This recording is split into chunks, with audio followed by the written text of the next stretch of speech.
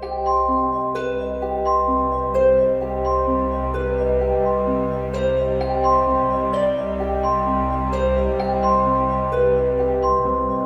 guys, it's me, Athena. Welcome back to my channel. If this is your first time here, welcome. My name is Athena Beth Black, and I have been studying and practicing witchcraft, Wicca, paganism, all of the things that fall under that umbrella for the last 10 years. On this channel, we talk about how to bring magic into the mundane and enchant our everyday life.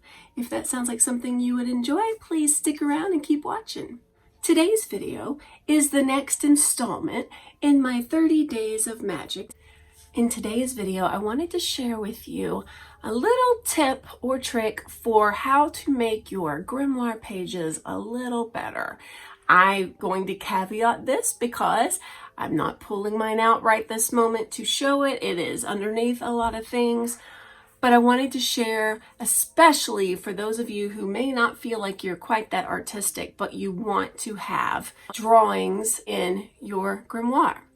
One suggestion I have is scour those used bookstores. Now, I haven't been to any since the pandemic has begun, but in recent years, every time I was near a McKay's bookstore especially, I would load up my cart with tons of books that I could use for magic or learning more about certain aspects of the craft. And these books aren't even magical books per se. Today I want to share with you examples of books that I picked up that can teach me and that I can cut and use pictures in my grimoire.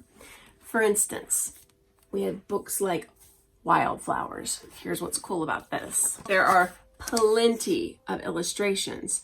If I'm okay with cutting up a book, I can just clip those right out, or I can use these illustrations to copy and to draw, trace, whatever.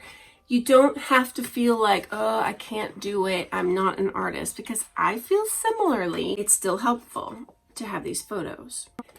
I wanted to share a page out of here. So, for instance, if I look up yarrow,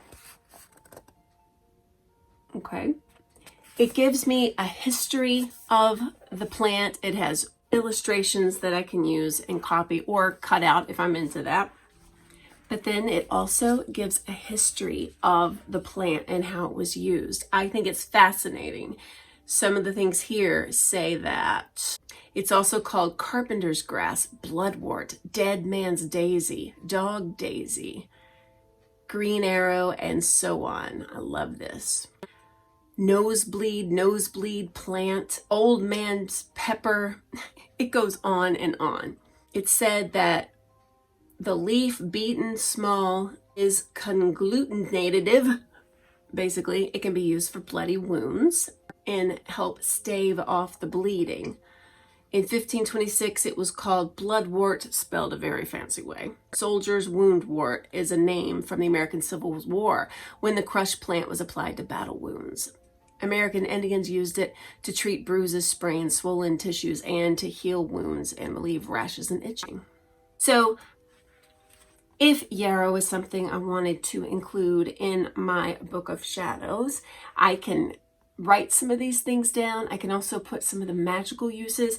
And what's really fascinating with these types of books is sometimes it'll have a little random rhyme in it, which I think could sound a little bit like a spell. I mean, this is not sold as a witchy book, but it says the name nosebleed is from an old English superstition that if a boy puts a leaf of yarrow in the nose and turns it thrice round, if the nose bleeds, he is sure to get his sweetheart. In Suffolk, a rhyme is recited. Green arrow, you bears a white blow. If my love love me, my nose will bleed now.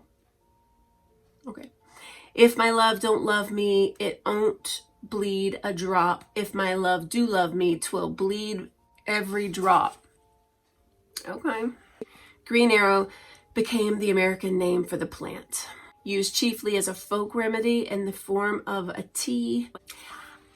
So that's just one example. I didn't know I was going to go off on a big yarrow thing.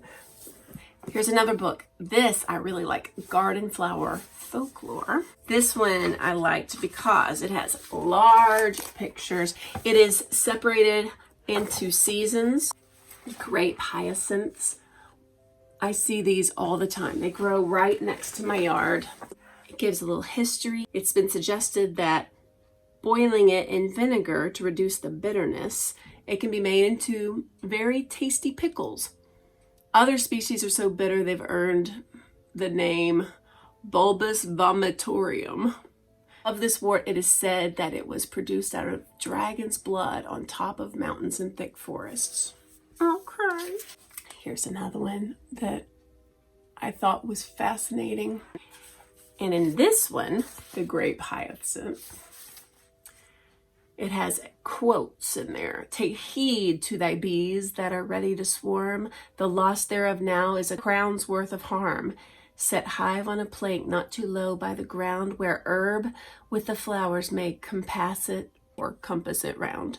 And boards to defend it from north and northeast, from showers and rubbish, from vermin and beast. Okay.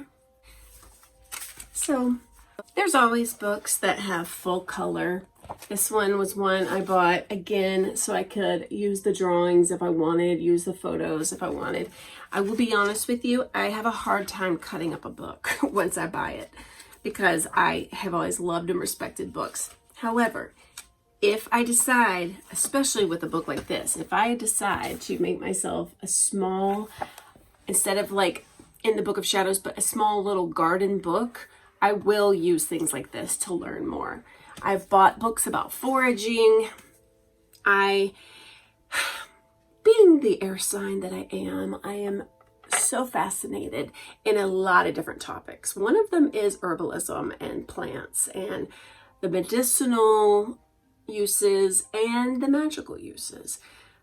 So when I go to these stores, these used bookstores, I end up buying all kinds of books that will support that interest. The problem is I also have interest in a lot of other things too.